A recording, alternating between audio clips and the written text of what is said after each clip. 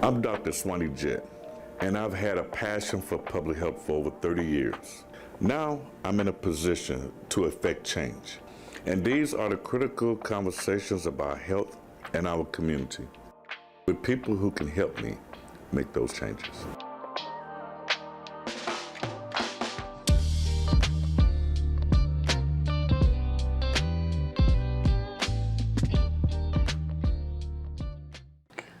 When I said I was upset for 2 years of grieving, I was probably in a depressed state.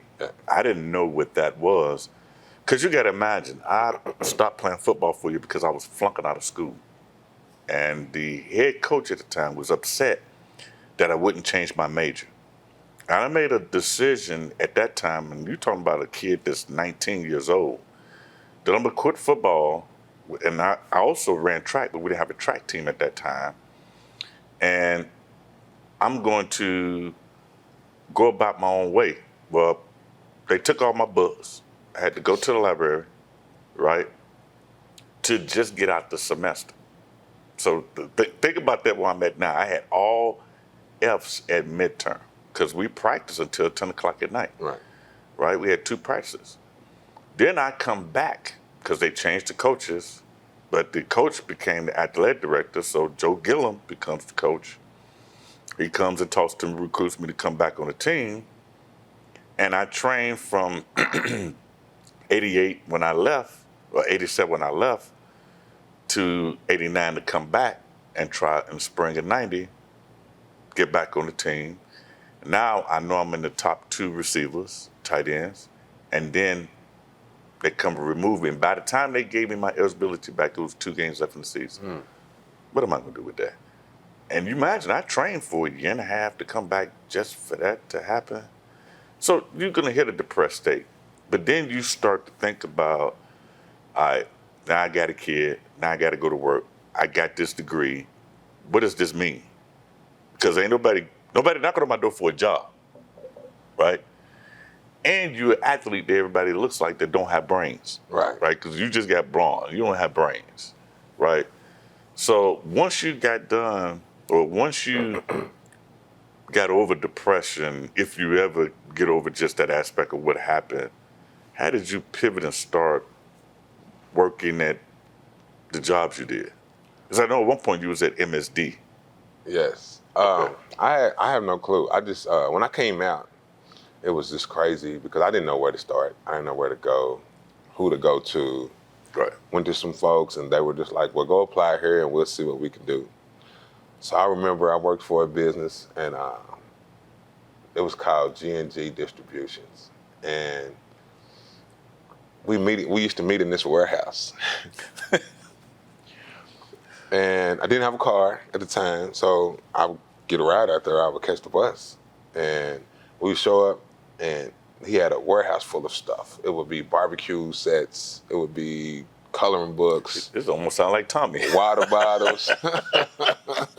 It would be water bottles and different things. And we would have to go business to business. We would put it in the car. Like they would rent us cars, or I would ride with one of the other people that worked there.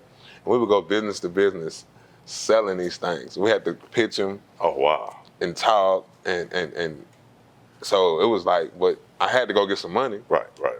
So then I ran into Darren Webb. He's a judge now, Darren Webb, and I know he was working working at MSD, and he told me, give me your resume, and I'll go see what I can do. So I put together a resume, went and I became a temp at MSD. So I'm riding around, and it's just funny because I laugh now, but you would run into folks, and they would do double takes. Right. They were like, you look familiar. Like, duh. So I'm a temp at MSD, and they're like, you look familiar, man. And I would say yeah or no. I say, oh, I get that all the time. And I would kind of lay low, and then some people knew who I was, so they would talk to me and ask me, and the question was, what happened? What happened? Why are you here? And this and that. Now, we talk about it and we would discuss it. But at the time, I was similar to how you was. I was like, I can get in shape. I can go play. So that's when I ended up playing for the Louisville Fire. Right. Played for them until I ruptured my Achilles during the off season. Okay. That second off season. So then I figured I would hang it up. So yeah, I worked for MSD for 20 years. Yeah. And I turned it into a career. I became a wastewater operator and ended up working corporate MSD for a little while. I was on one of the boards. I was able to get on the board at the Fund for the Arts. So I was able to use MSD to catapult me into the career I am today. And I'm thankful for MSD. It was a humbling beginning, but that's where I started.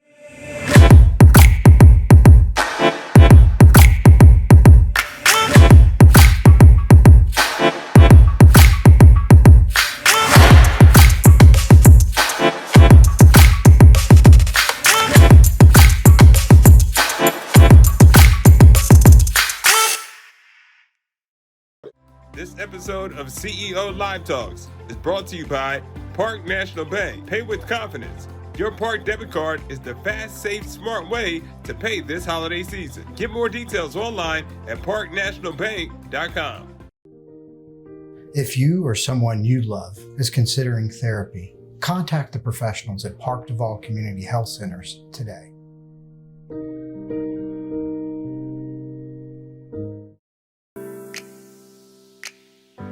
My Park Duval Community Health Center is right here. Communities in our name. My Park Duval Community Health Center is right here. You're always on time.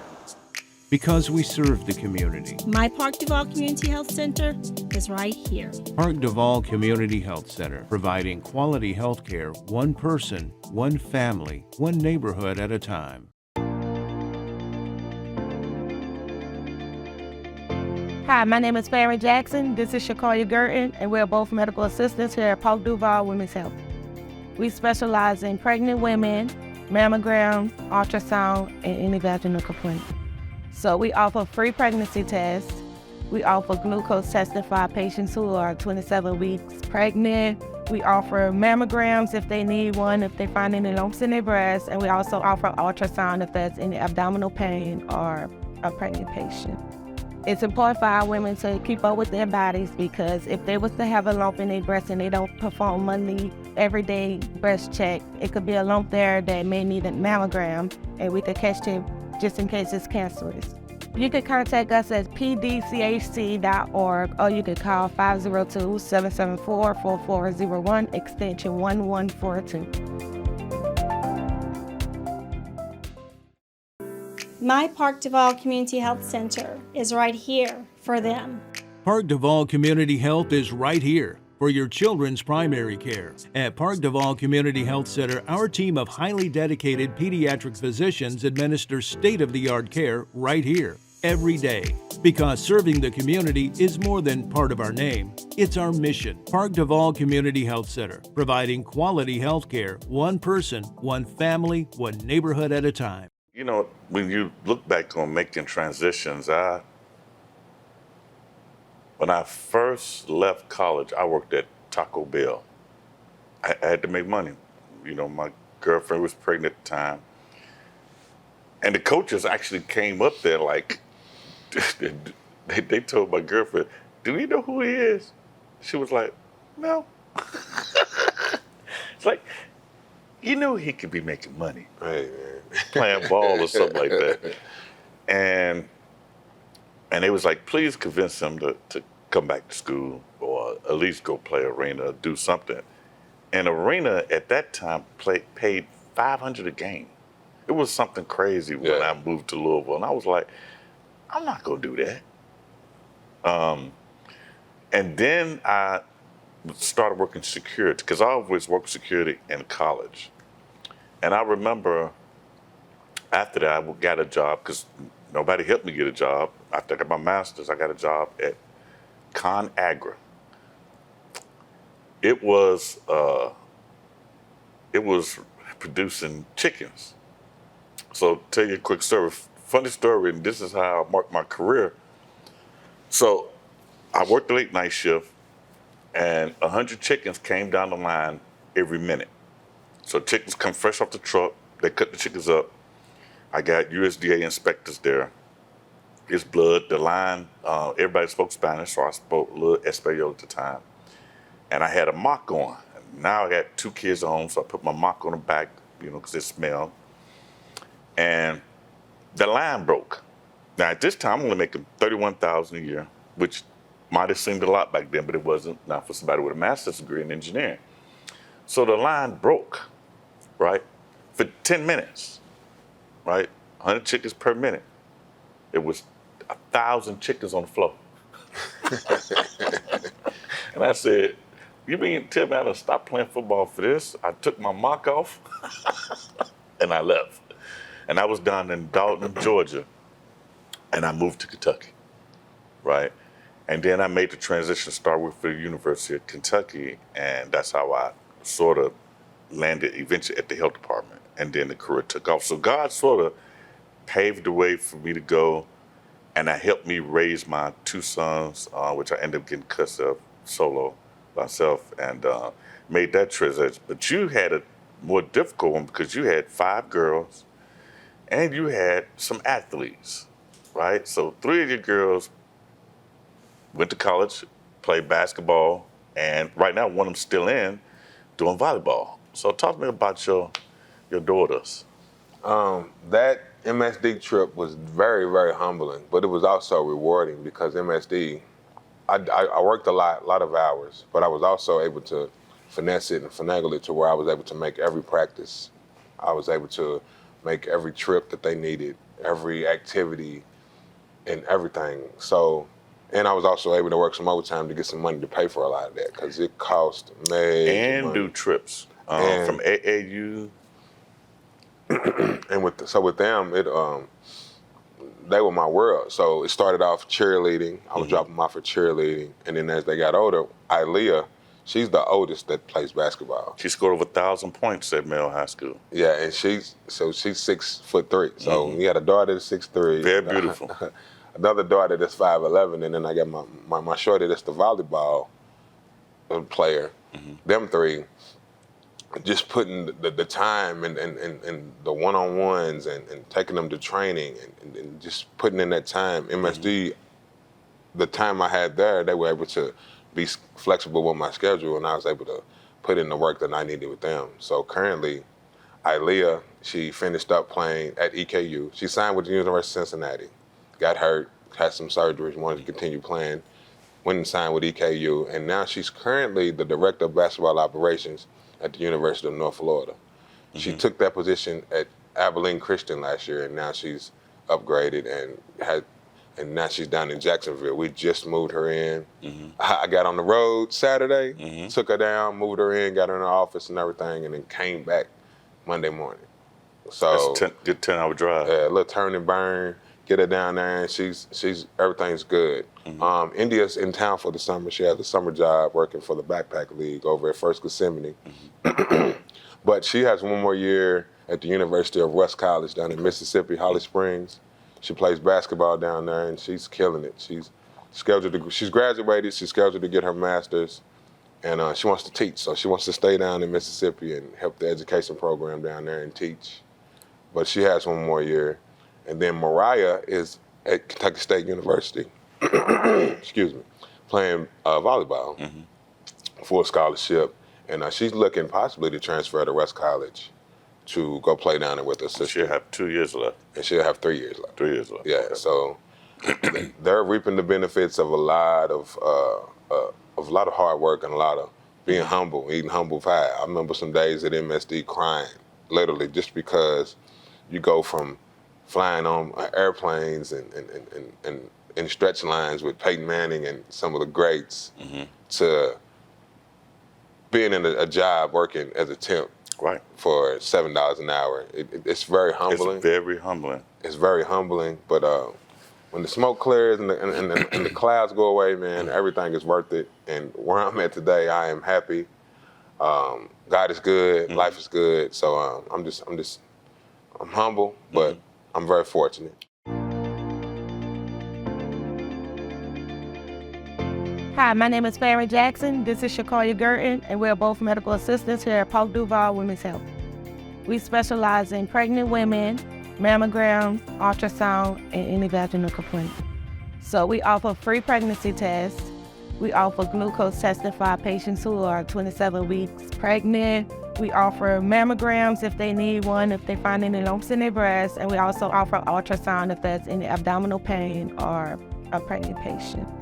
It's important for our women to keep up with their bodies, because if they was to have a lump in their breast and they don't perform monthly, everyday breast check, it could be a lump there that may need a mammogram, and we could catch it just in case it's cancerous. You can contact us at pdchc.org, or you could call 502-774-4401, extension 1142. Hello, I'm Dr. Swanee Jett, CEO for Park Duval Community Health Centers. First of all, I want to welcome you. This is a Disney experience as you walk through the halls of Park Duval with a diverse Wakanda staff. So enjoy.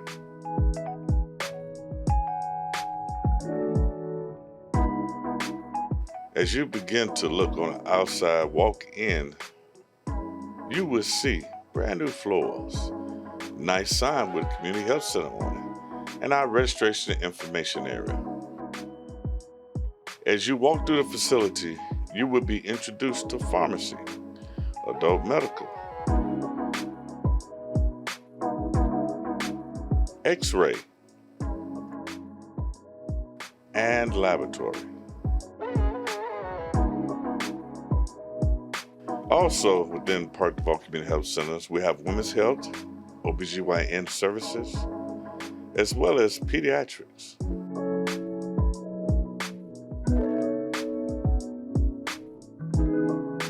Now let's take a tour upstairs. First, we have our dental services, where we have some highly esteemed dentists that always are willing to help. We also have our signage of our core values, patient first. Our next stop is the Behavioral Health Wing, named after Camarilla Walker. It is a service that I'm highly proud of because we are able to assist people in the community with behavioral health needs. We also have the training center. This is where you first come in for orientation, but also anytime we have a training or update, this is the learning center where we provide that.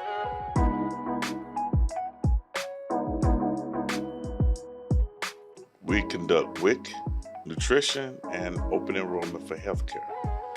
It's one of the highly touted services we needed that combines with our pediatrics, our women's health, our dental services, and WIC. So this is a one-stop shop facility for everybody in the community. This is the C-suite, including the CEO, my office, the COO, the Chief of Human Resources, the Director of Clinical Operations, and our comptroller. This is where board decisions occurs on a monthly basis. The board meets fourth Thursday of the month, and we make a lot of governance decisions, but also decisions about Park Duval. Hopefully you have enjoyed this virtual tour. Thank you.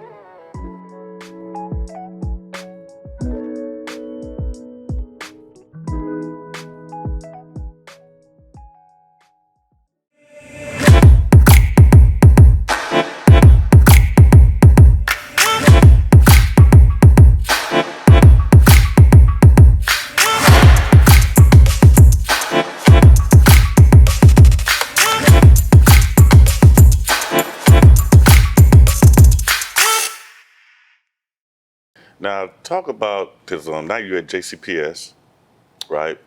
And you're doing something now that I think a lot of people should consider once their career is over. Either you go into coaching, or you go into player development, or some administration, or you go and give back to kids and help kids. So tell us, what do you do on a daily basis? Because you've went from raising 5 girls now to raising some very hard kids, I would say, in the school system. The girls might be easier. Man, sometimes I would say that, but at the same time, man, the new position I'm in is a safety administrator. Mm-hmm. JCPS created a new position called safety administrator, and they wanted to bring some people in to do the safety part of it. To with the school shootings and with a lot of stuff, the safety going on around the nation, JCPS wanted to kind of tighten up and do something different. So they put some safety administrators in. We're in charge of fire drills, Alice drills, tornado drills, but threat assessments and some different things. But what I like about it is we're also slated to go in and build relationships with the kids. Okay. I currently work at Minor Daniels Academy, which is one of the alternative schools to where, you know, kids who get in some trouble or whatever. Reminds me of Liberty. Yeah, well, it used to be it's the Liberty and Butrell, but it's kind of like a mix. So now they took Liberty. Liberty, I believe, was middle school, and Butrell was high school. And they took both of them, combined them, and they're out. It's Minor Daniels Academy. So a lot of those kids come from different backgrounds, and they got different things going on in their lives that create what we call an alternative school kid. And I'm able to go out there and just build the relationships with them. The principal out there, Miss Stephanie Bard, she took a chance on me. I interviewed, didn't have any JCPS experience outside of the volunteering that I've been doing for the last 20 years and the coaching. I was able to come in and have a great interview, and she took a chance on me, and it's been a great year. A lot of adversity, but we fought through it. But I love the position that I'm in. I'm able to build relationships with the kids every morning. It's good morning and just a positive African-American male role model in a whole lot of people's lives. It goes a long way. So, and I think the most important thing about this is you also able to provide discipline.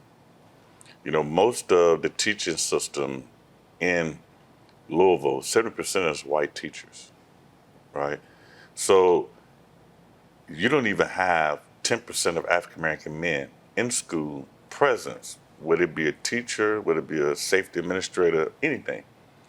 And so now if you have kids coming from a broken home, they don't have a father figure, you're in the school system, you're able to at least talk to them, give them a different way of thinking, but also give them some discipline. I think that's highly important.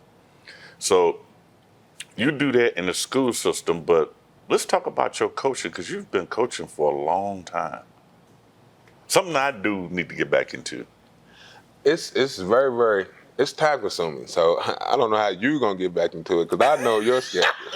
Between you going to Rhode Island and Florida and back here, and you taking care of the family and the TV shows and different things, man, you got your hands full. So I know, but I enjoy it. I'm currently coaching over at Central High School. I'm the offensive line coach over there with Coach Marvin Dantzler.